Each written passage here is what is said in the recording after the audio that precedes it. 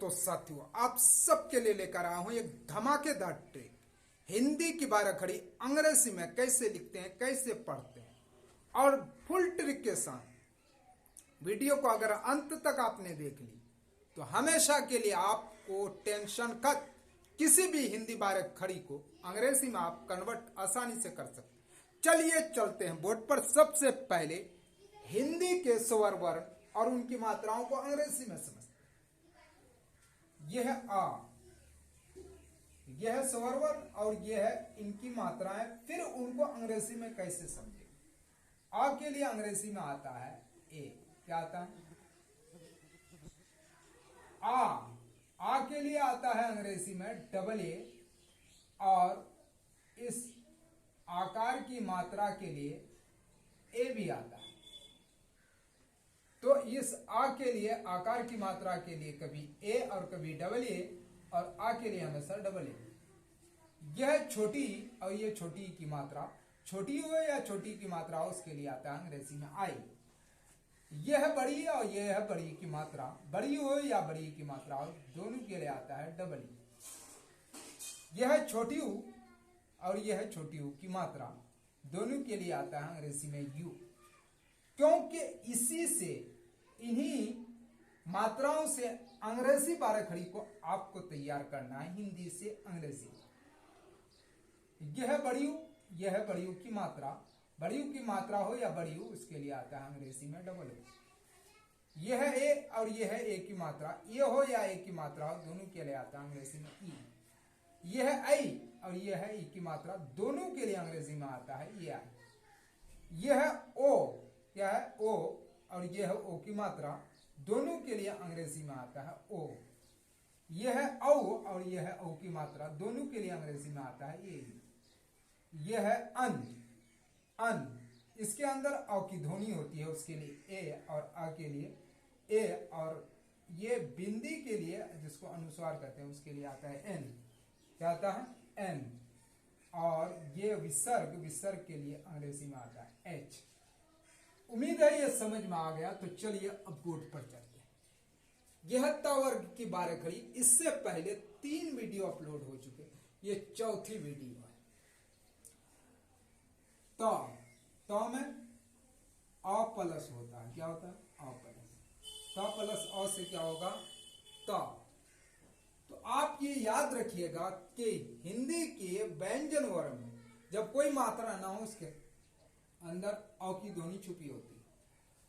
तो त के लिए, सारे त के लिए टी का प्रयोग एक बार बताएंगे।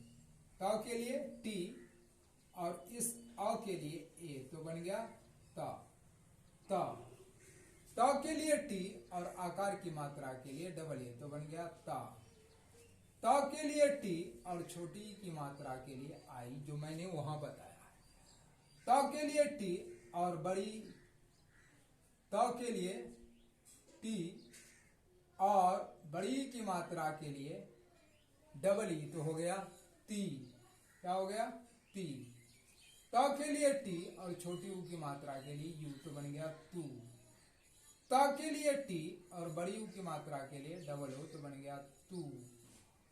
त के लिए टी, और ए की मात्रा के लिए ई, तो बन गया ते। क्या बन गया? ते। त के लिए टी, और ऐकार की मात्रा के लिए ये आई, तो बन गया तई। त के लिए टी, ओ की मात्रा के लिए ओ, तो बन गया तो। त के लिए टी, औकार की मात्रा के लिए ए यू, तो बन गया तऊ।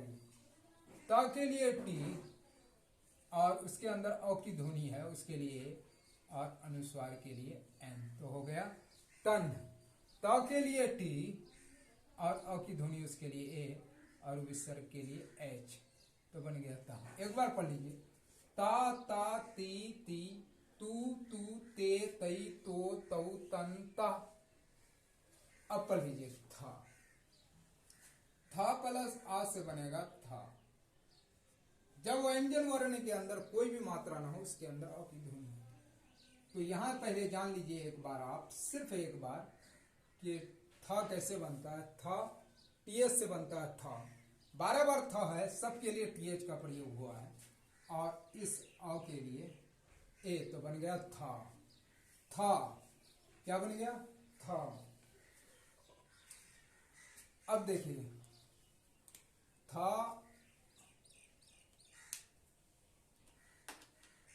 के लिए टीएच और आकार की मात्रा के लिए डबल ए तो बन गया था। था के लिए टीएच, छोटी ई की मात्रा के लिए आई तो बन गया थी। था के लिए टीएच और बड़ी ई की मात्रा के लिए डबल ई बन गया थी। था के लिए टीएच, छोटी यू की मात्रा के लिए यू तो बन गया थू। था के लिए टीएच, बड़ी यू की मात्रा के लिए डबल यू तो बन गया थू। था के लिए टीएच, ए की मात्रा के लिए ई तो बन गया थे। था के लिए टीएच, आकार की मात्रा के लिए ए आई तो बन गया थई। था के लिए टीएच और ओ की मात्रा के लिए ओ तो बन गया थो। था के लिए टीएच, औकार की मात्रा के लिए ए यू तो बन गया थऊ। था के लिए टीएच, उसके अंदर औ की ध्वनि है उसके लिए ए, और अनुस्वार के लिए एन तो बन गया थन।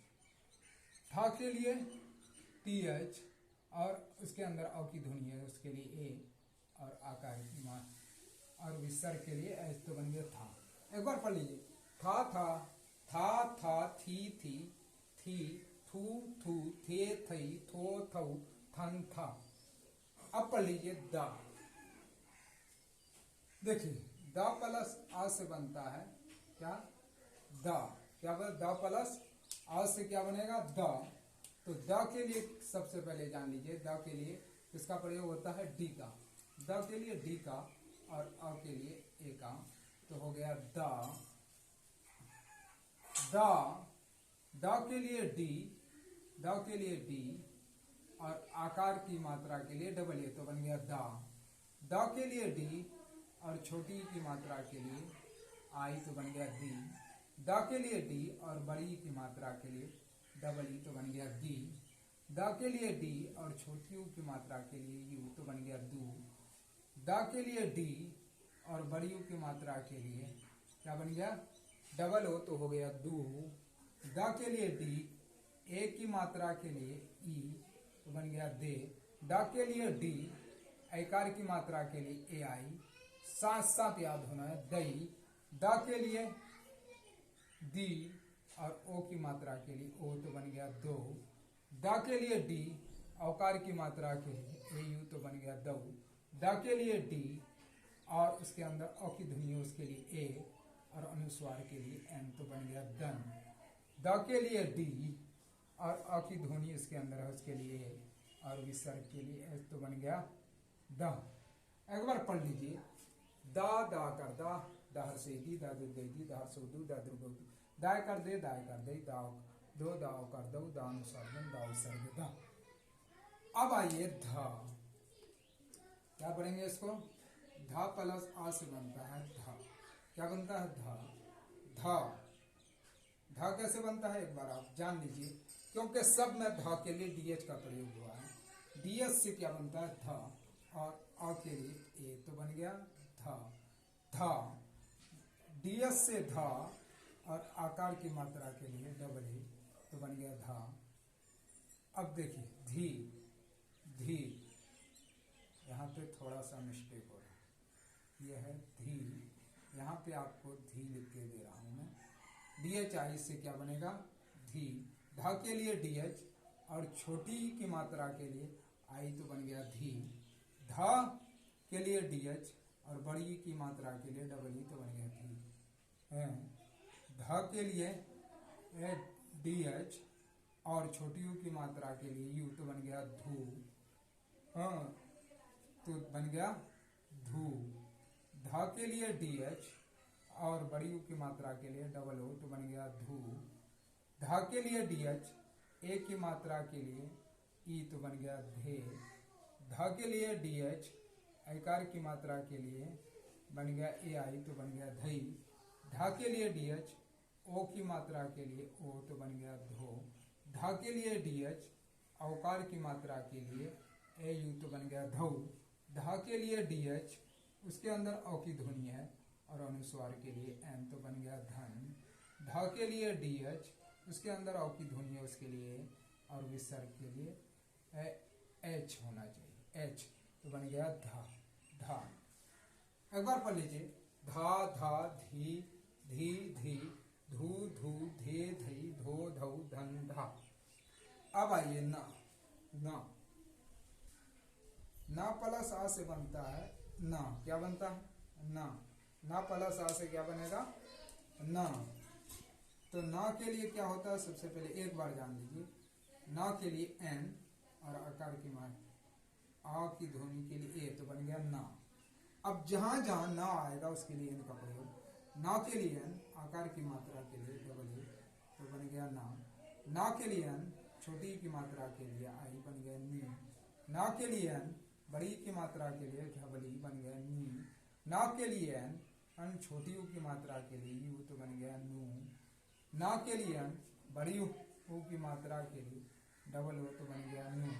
ना के लिए एन एक की मात्रा के लिए ई, तो बन गया ने। ना के लिए एन और एकार की मात्रा के लिए ए आई, तो बन गया नहीं। ना के लिए एन ओ की मात्रा के लिए ओ, तो बन गया नो। ना के लिए एन औकार की मात्रा के लिए ए यू, तो बन गया नौ। ना के लिए एन और उसके अंदर अ की ध्वनि है उसके लिए अनुस्वार के लिए एन, तो हो गया नन। ना के लिए एन अन उसके अंदर अ की ध्वनि है उसके लिए ए और विसर्ग के लिए एच। एक बार पढ़ लीजिए, ना ना नी नी नी नी नू नू ने नहीं नो नौ नन ना। मेरे प्यारे दोस्तों साथियों, वीडियो अगर अच्छी लगी तो वीडियो को लाइक कीजिए, सब्सक्राइब